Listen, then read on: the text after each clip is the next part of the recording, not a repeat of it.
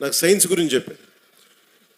ఒక్కొక్క టీచర్ సరిగ్గా ఉంటే మనకి ఆ సబ్జెక్ట్ మీద ప్రేమ వచ్చేస్తుంది.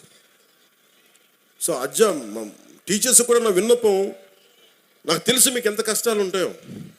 మీరు నలిగిపోతూ ఉంటారు, పిల్లల్ని చెప్పి అలిసిపోయి, ఈ పిల్లల్ని కూర్చోబెట్టిలోపు 5 మంది లెగుస్తూ ఉంటారు, మీరు అలిసిపోతారు. పోషకాహారం మీకు కూడా కావాలి. నిజంగా నాకు అదే అనిపిస్తుంది. ఎందుకంటే అలిసి నేను సభల్లో మాట్లాడుతూ గొంతు అవిసిపోతూ ఉంటుంది నాకు. సో పోషకాహారం పిల్లలకే కాదు, మీకు కూడా కావాలి. మీకు కూడా వైటమిన్ డెఫిషియన్సీ ఉందా, మీకు కూడా ఒకసారి వైటమిన్ డెఫిషియన్సీ ఉంటే విసుగు వచ్చేస్తుంది. సో అది కూడా చూడాలని నేను కోరుకుంటా ఉన్నాను. Highest paid job should be for teachers. ఈ దేశం బాగుండాలి. ఎందుకంటే మీరు సరైన టీచరు ఒక్కళ్ళు దొరికితే దేశం తాలూకు దిశానిర్దేశాన్ని మార్చేస్తారు. నాకు ఒక టీచర్ చెప్పాడు, ఎప్పుడు 9th-లోనో 10th-లోనో నాకు తెలుగు పాఠం చెప్పాడు. ఆ తెలుగు పాఠం ఒకటి దేశభక్తి గురించి చెప్పాడు, చంద్రశేఖర్ ఆజాద్ గురించి చెప్పాడు, భగత్ సింగ్ గురించి చెప్పాడు. నాకు దేశానికి ఏదైనా చెయ్యాలని ప్రేరణ కలిగింది ఒక 9th-లో 10th-లో ఇచ్చిన ఒక టీచర్. అలాగే ఎప్పుడో 6వ తరగతిలో 8వ తరగతిలో మెడ్రాస్లో చదువుకుంటా ఉంటే చెన్నైలో ఒక టీచర్ చెప్పింది, ఎదుటివాడి కష్టాన్ని దోచేయకు అని ఒక పాఠం. అది డైరెక్ట్గా ఉండదు, కానీ గుర్రం జాషువా గారు రాసింది ఫిరదౌసి పాఠం చెప్పాడు నాకు.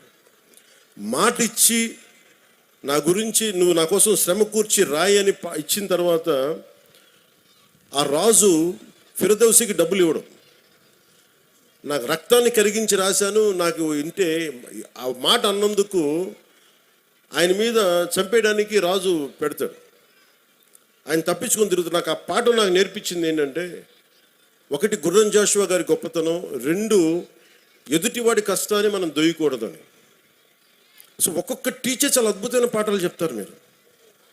మీ హీరోస్ కూడా సినిమాల్లోనే చూసుకోకండి హీరోలని. నేను సినిమా హీరోగాని చెప్తున్నాను. హీరోలు మీకు ఎలా ఉంటారంటే, మీకున్న అధ్యాపకులు ఉండొచ్చు. ఒక టీచర్ ఇక్కడ పొద్దున్నే, ఆవిడ పేరు మర్చిపోయాను నేను, బ్రాంజ్ మెడల్కి రెజ్లింగ్కి ఒక వ్యాయామం ఒక పీటీ టీచరు మీ విద్యార్థులను తయారు చేశారు. ఆవిడ వాళ్ళు వెళ్ళి బ్రాంజ్ మెడల్ కొట్టుకొచ్చారు. And she a hero for me. హీరోలు అంటే మీరు కేవలం సినిమాల్లో, మీరే కదా మేడం,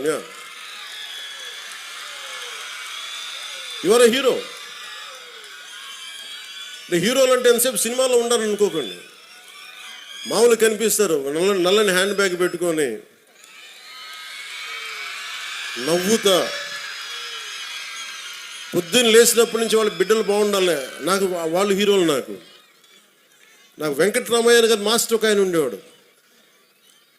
ఆయన నాకు చిన్నప్పుడు చెప్పిన పాఠాలు, వేమన శతకాలు గుర్తుండిపోయినాయి. నాకు ఆయన హీరో, నాకు ఆ టీచర్.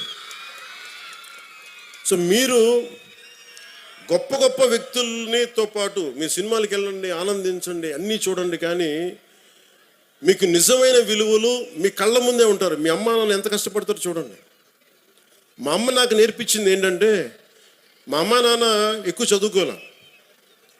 మా నాన్న 10th క్లాస్తో ఆపేసినట్టున్నాడు, మెట్రిక్ తోటి. తర్వాత ఆయన కానిస్టేబుల్ నుంచి ఉద్యోగంలో ప్రమోషన్స్ మీద వచ్చినాయి. మా అమ్మ 5వ క్లాస్తో ఆపేసింది. కానీ వాళ్ళిద్దరి విలువలు ఎంత మంచి విలువలు అంటే, రోజు మా అమ్మ సాయంత్రం సంధ్యా సమయం అవ్వగానే దీపం ఇంట్లో లైట్ వేసి దండం పెట్టుకునేది. నేను 2-3 సార్లు చూశాను, ఎవరికమ్మా దండం పెడుతున్నావు అన్న. ఏ దేవుడికి దండం పెడుతున్నాను అడిగితే మా అమ్మ అంది, నేను థామస్ ఆల్వా ఎడిసన్కి దండం పెడుతున్నాను అన్న, మనకి లైట్ ఇచ్చినందుకు, మన బల్బ్ ఇచ్చినందుకు, ఎలక్ట్రిక్ బల్బ్. ఆ విలువ చదువు వల్ల రాదు. నా పాయింట్ ఏంటంటే, మీరు పిహెచ్డీలు చదవండి, ఇంకోటి చదవండి, కానీ విలువతో కూడిన విద్య చాలా అవసరం. సో మీ తల్లిదండ్రులు అలా అంటారు.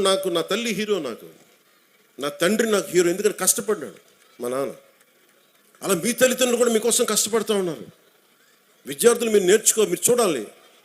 పాపం మీ అమ్మగారు పొద్దున్నే లేచి మీకు బ్రేక్ఫాస్ట్లు చేసి, టిఫిన్లు చేసి, మధ్యాహ్నానికి ఏదైనా మళ్ళీ ఇంటికి వస్తే ఏదైనా తింటామని చెప్పి, మీకు వాళ్ళ కష్టాన్ని కూడా మనం గుర్తించామనుకోండి. తల్లిదండ్రుల కష్టం, వాళ్ళ చిన్నపాటి బరువు తగ్గిస్తే చాలు.